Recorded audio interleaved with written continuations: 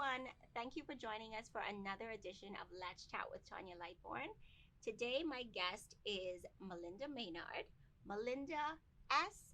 Bacchus-Maynard. Okay, I just want you guys to know that she said that was very important to her. So I dotted all of my I's and crossed all of my T's just for you. I am super excited to welcome a foodie, an attorney at law, super mom of two beautiful kids, a teenager and a pre-teenager. Preteen. And preteen and 9. And 9. Yeah. Okay, preteen and 9. Super excited to welcome her. She is a fashionable attorney. That's what I call her. A free spirit, definitely very much of a liberal thinker. And I'm so happy to have you. Thank you. So glad we're able so to sit down. I feel so special that you invited me. Yay! Looking forward to it. Yeah, I think that you're one of those women we see and we're like, we aspire to be like her. Like, look at her fashion sense. Look at what she has on. The interview is over. That's all. That's all I want people to know. I know, right? Oh my goodness. So let's dive in. Yeah. Because this time goes by really fast. Sure. So we are going to touch on a couple things. We're going to touch on your career. We're going to touch on the kids, of course, and we're going to touch on you. Okay. Right? Yeah. And let's start at your upbringing. So you've had a family island upbringing, and I don't think many people may know that. No. Which is fine. A lot of people don't. I think a lot of people, when they see me around, they're like, oh, she's from Trinidad or some of the other Caribbean, West Indian islands. Yeah. But no, I was born and raised in Lutra. I was born in Nassau, then moved to Lutra when I was like a week. And I was in Lutra until I was 15. And then I completed high school in Lutra. Then I was at boarding school and then various other degrees. And then moved to Nassau in 2001. Wow. Yeah, but Lutra is still my home. Everybody knows that I'm a Lutra gal. And yeah, that's always surname? Going to be. Bacchus? Yes. Oh, absolutely. Yeah. Absolutely. That's amazing. That's amazing. So that's legacy. Yes. I'm big on that. Yes. Like, I believe you should create a legacy for your kids or continue the legacy. Definitely. Right? And if I can just say, I think it's, I like to tell people how, I guess, how my parents ended up here. Yeah. Is my mom's from Russia and my father's from Guyana, South America. And they're doctors. And in the 1970s, they needed doctors in the Bahamas. Right. And my father knew another Guyanese doctor that was married to a Bahamian. Wow. And he was visiting in Guyana, and he told my parents, he said, my mom's a dentist, my father's a GP, you're a perfect couple, you're newly married, they just had my sister at the time. And like, oh, why don't you come? And my parents were like, they don't know Bahamas. Where's the Bahamas? Where's that? So my father's friend pulled up this map, and my dad just did this and put his finger on Lutra. And they've been there for 50 years. No way. Yeah. So they're still there? They're still there. They're still in Lutra. Yeah. That's amazing. There was no other place that they would ever go. No inclination to come to Nassau. No. So when you said that you wanted to come to Nassau or to move to Nassau, what was the thought pattern? Well, I think that was just natural because of the area that I was in, and they just had law firms in Nassau, so it was just natural for me to come here. Right, like a natural state of progression. Yeah. Okay, wow. Well, that's how we're starting off this session. So yeah, but any holiday, any long weekend, I'm there. You're there. Back in Lutra with the family. Yeah. Wow. Definitely. That's awesome. Yeah. So we always have a conversation prior to our sessions with our guests because that is what we should do. And we've talked about so many things. So Melinda practices corporate and commercial law. Probates, immigration, etc. outside of that, which I think is what she finds most joy in, she is an art collector. She's a foodie. She loves cooking. Yeah. Is very passionate about healthy eating. Did I get that correct? As I sip my wine. As that she sips no her one wine. is judging me Yeah. by. Yeah, this is a no judgment zone. She loves fashion, loves interior design, which is kind of outside of your strict your black and white lines of being an attorney. Yes. So Absolutely. how does But that I mean, work? I do have a very conservative practice. Mm-hmm. And I think that it's important as a lawyer to be as conservative and cross your T's and dot your I's as possible. Yeah. But I guess, and that's my job, that's my profession, Right. and you want to be upstanding. Mm-hmm. But I guess I let loose in everything else, Mm-hmm. every other area. And I consider myself to be a very liberal thinker. Yeah. And a lot of people, when I tell them that I'm an attorney, they're very surprised because Yeah. they said, well, but you seem just so creative. Right. And everything else. So I don't know. My first degree is in psychology. Yeah. And, they talk about the whole left brain, right brain thing. Yeah. I kind of feel like I'm a little bit of both, though. I don't think that I'm just left-brained or right-brained. Yeah. So I don't know what happened there. Yeah. I mean, God does these things. Yeah. Its favor isn't fair. Yeah, exactly. Awesome. So you have two, as I mentioned, she has two beautiful kids. Mm-hmm. And so we're going to talk a little bit about them. Sure. So tell us about your kids. Okay, so our daughter is Moana. Mhm. Moana Zoe Svetlana is her name. She's 12 years old. Mm-hmm. Way beyond her years of maturity, has always been. Mhm. I mean, she was like fully potty trained at 9 months. No way. Totally serious. I'm still struggling with my daughter. Extremely independent child. But yeah, I wouldn't say that she's a complete girly girl. Right. She's a very strong female. Yeah. And I'm very proud of her for that. Wow. I'm hoping that she sees that in me. I was just going to say, it's a direct result of I what am she's hoping seeing. that, although sometimes with, the negotiation skills need to be strong with her. Yeah. Mm-hmm. Yeah, she Mhm. always comes back with something else, and you're like, I didn't consider that. What happened there? Right. So you have to be on your game. Yeah. Right. And But your it's good. son? My son is probably the opposite. Never in a rush to grow up. He's enjoying his childhood thoroughly. Yeah. He's just the sweetest child you could Is he a ever mama's meet. boy? No, not really. Not really a mama's boy. Yeah. Both of our kids are quite independent. Okay. I don't know why or where that came from, Mm-hmm. but they are. But Sasha, his name is Sasha Jude Bacchus. Yeah. Mm-hmm. He always wakes up with a smile on his face. Really? I would be nudging him to wake up, and he has the sweetest smile on his face. He's Really? the only person on the planet that I know, not that I've seen a lot of people Right, wake up in right, bed, right. but every time he wakes up with the sweetest smile on his face. So is your son and daughter complete opposites? I would say that they're pretty opposite. Yeah. I would Is say your daughter that like they she takes a are- minute to warm up? She does. Well, not. I think with me, Yeah. they know that mommy's mummy. Right. But yeah, my son is more warm Okay. than my daughter is. My daughter is more cautious. Yeah. I don't know if that's because of age, Right. because she's older yeah. and she's a girl. How old is she? She's 12. She's 12. She's so 12 and a half, preteen. almost 13. Yeah. But like I Yeah. said, I mean, she, I don't know if she's going to watch this, but sometimes I'm walking past her room and I can hear her talking to her friends on the phone and just giving them advice.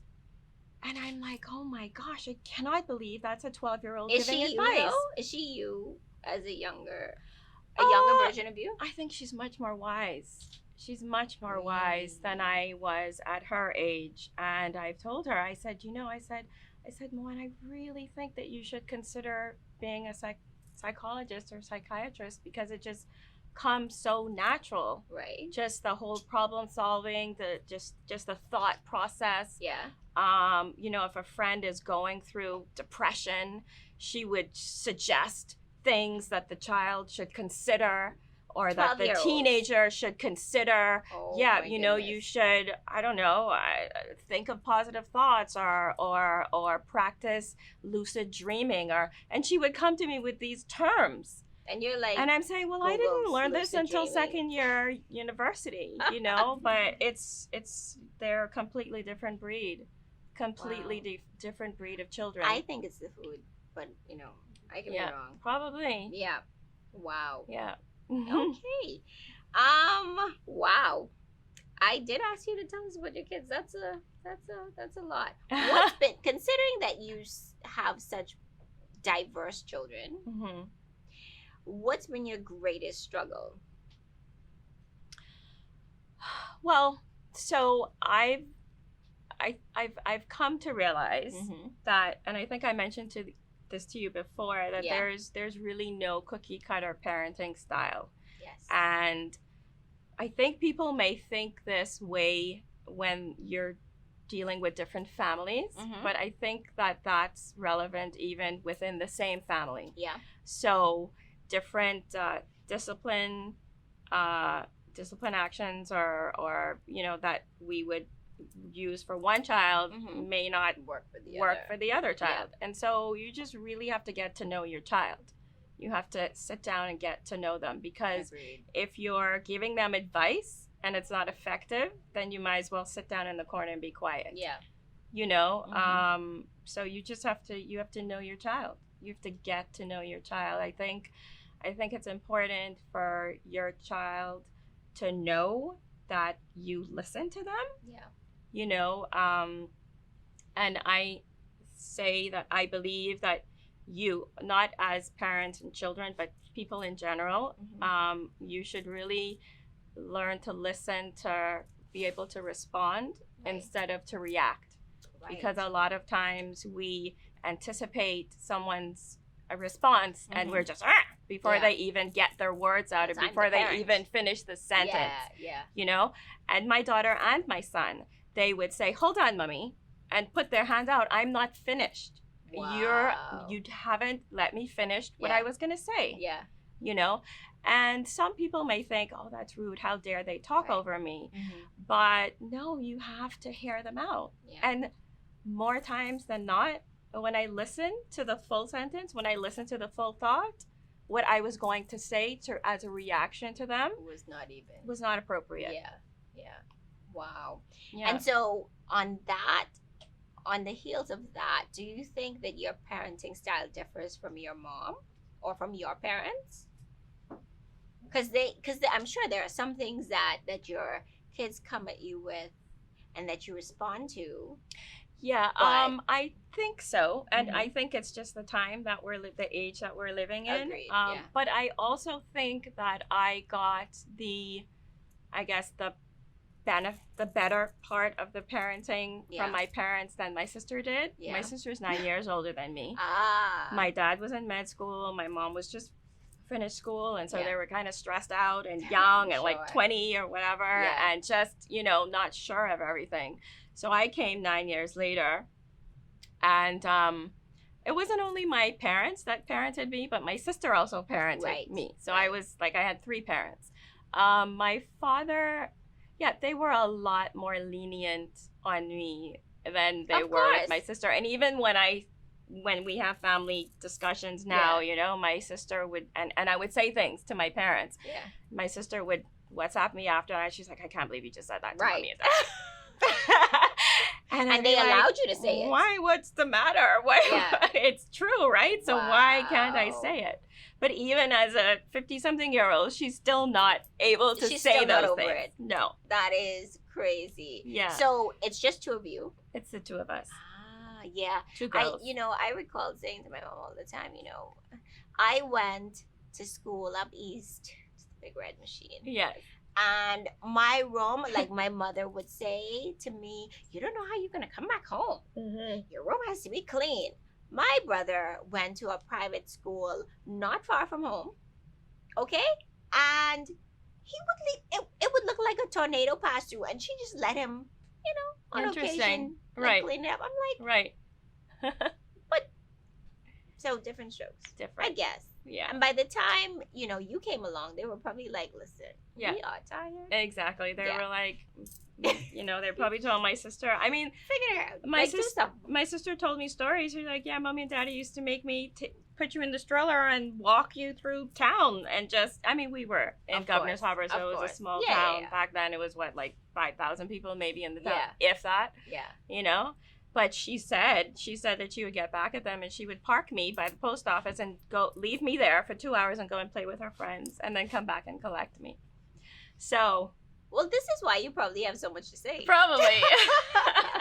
That is funny. So let's get back, because we didn't talk about you. Okay. Tell us a little bit about. Actually, let me have you describe yourself in 3 words. Yeah. Okay. 3 words. 3 words. Only 3. 3 words. I would say that I'm a planner. Mm-hmm. Anyone that knows me knows that I'm a planner. Mm-hmm. I've always planned my life. Really? I said, this is what I'm going to do. This is when I'm going to start having babies. And this is when I had babies. And how did that work out? It worked? Right away. Really? You said 28 and I'm having him at 28. Absolutely. Oh, wow. Yeah. I said that I wanted to have my 30th birthday so I could party and get that out my system. Right. And right after that, we started trying for my daughter. We had her 9 months later, and then my son. I waited. I think we wanted to wait 3-4 years between kids, and so we started trying for my son, and I had him 9 months after that. Yeah. Very fortunate. So I'm a big planner. Wow. Okay. Yeah. So planner. Mm-hmm. I think I am compassionate. Mm-hmm. I care a lot. I'm emotional. Mm-hmm. I care for the person walking down the street that I don't know. I'll see the person and then I'll drive up and I'm thinking about that person. Right. So yeah, and I'm also very sassy. I'm very sassy. We can't tell by your hair. We cannot tell. Yeah, I am. But usually I don't expose my sassiness until I know you very well and I love you very much. Yeah. Okay. So, a lot of my close friends will be like, boy, you don't see Melinda's sassiness until she's close to you. And then, Wow. Oh, my goodness. Yeah. So, off air, I started to ask Melinda a question, and it was, what did your kids think about your new do? Right. So I always tell them, I said, well, hair is hair. You cut it off, it grows It'll go back. Mm-hmm. And they're always asking me to do things with their hair. Mm-hmm. Moana's like, oh, can I get green highlights? I'm like, okay, sure, you're going to look terrible, but okay, you want to do it. And my son's like, oh, can I get a mohawk? Okay, sure, you're going to do it. So I say to them, I said, well, I always let you do what you want to do with your hair, so were you telling me? So my son's like, oh, but mommy, you're going to look like an old woman when you come back, and da-da-da-da. But, what? Yeah, but they're fine. And I think this is probably my 3rd time going short, not short and platinum, but short. So... And I said, I can do what I want to do. Wow. Really. And what did Hubs think about your blonde bombshell?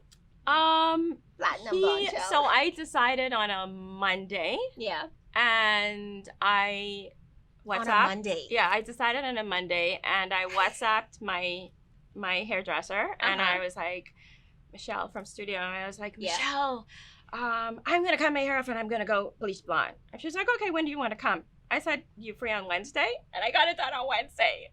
That was it. And I think I told my husband Tuesday night. I said, this is what I'm doing. Yeah, I was like, I'm going to go to the salon. I'm going to just get my hair done. Yeah. Oh, okay, are you sure? Yeah, sure, I'm sure. He doesn't, And this was last individuals, year? Right? This was in January. This was in January 2021? Yeah, this was just now. No, just now. Oh, just? Yeah. We're in a pandemic. We're in a pandemic. We're past the pandemic. We're supposed to be coming out of it. We're supposed to be over it. Boy, I don't know. Okay, I don't know how much. I don't know how. We might be in here for a minute. Just say it. Just say it. Positive thinking. Yes. But we might be in here for a minute. No, okay. no, I know. Awesome. Okay, so you and I chatted prior to. We always chat prior to. Mm-hmm. And so we talked about the quality of living versus the quality of life versus, like, being in corporate Bahamas. Mm-hmm. You are essentially your job. Mm-hmm. And, you have kids and there are things that you want to do outside of course, you went to, went to college, you studied for so long. And then it's like, okay, this isn't all it's cracked to be. I actually want to be able to go to a soccer game. Yeah. And so you are a huge advocate for that. So tell us a little bit about that. Yes. So, as a mom, of course. Yes. So I've been practicing law for 20 years now. And for, let's do the math, 16 of the 20 years, I was working with other law firms. Yeah. And I decided about 3.5 years ago that I just kind of wanted to make the move over to be with my father-in-law and my husband's firm. Yeah.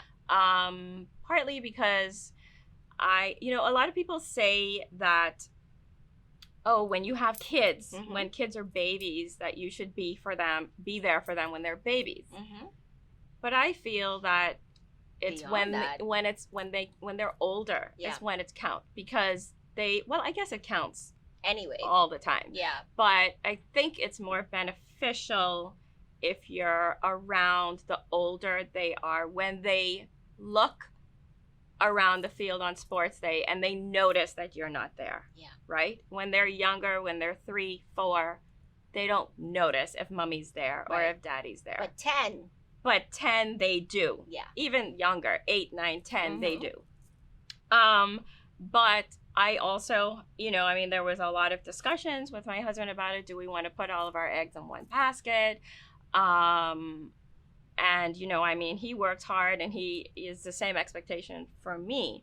So I work hard, but I work smart as well, So if there's something for me to go to for them, I do it during the day, but that doesn't mean that I'm not up until 10, 11 o'clock at night after doing they go the to work. bed. Right.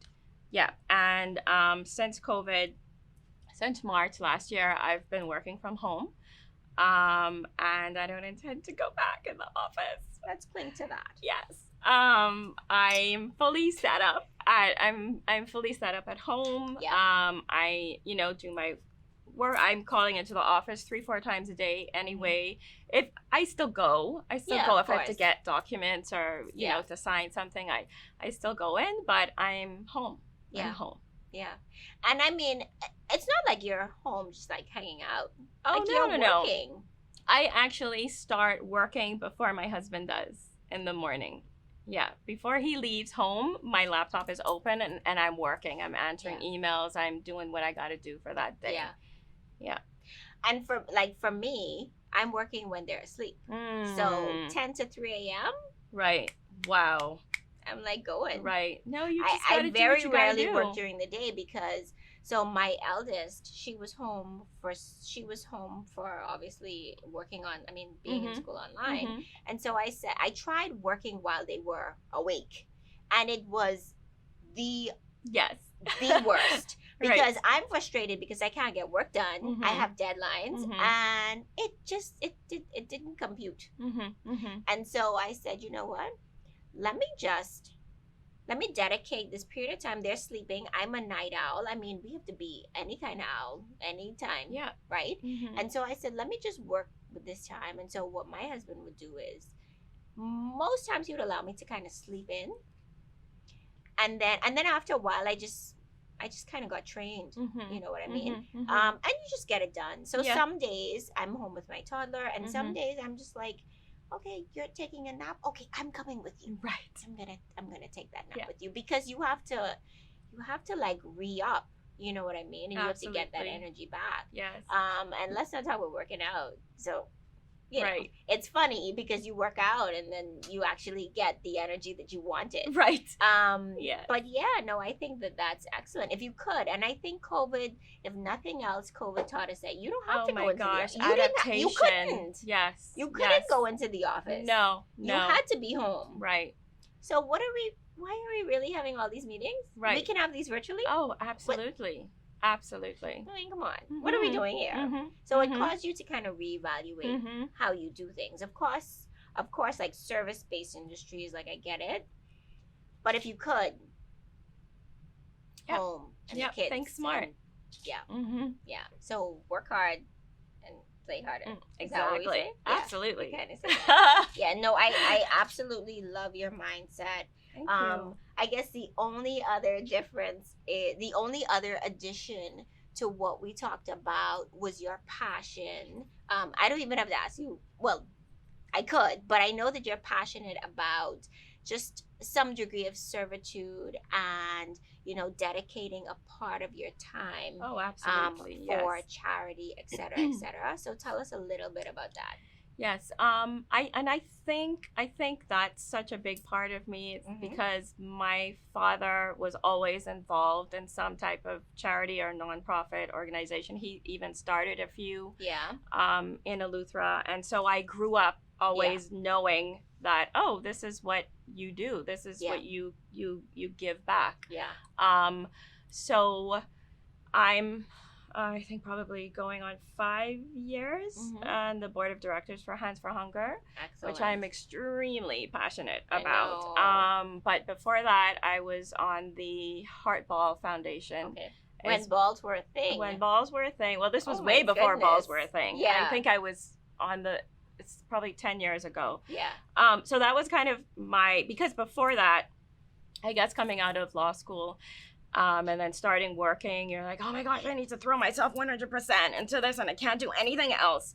And then after, you're like, hold on, wait, do I feel fulfilled? No, I think I need to do something. So being a part of the Sir Victor Sassoon Heart Ball Foundation was my introduction back into charity. Oh, wow. And then I came off the board because I didn't think that I could handle 2 boards. Yeah. And I'm on the board of directors for Hands for Hunger, and I'm also on the board, two other boards actually. I'm on the board of directors for Pop-Up Center for the Visual Arts, as well as the NFAC, which is the Nassau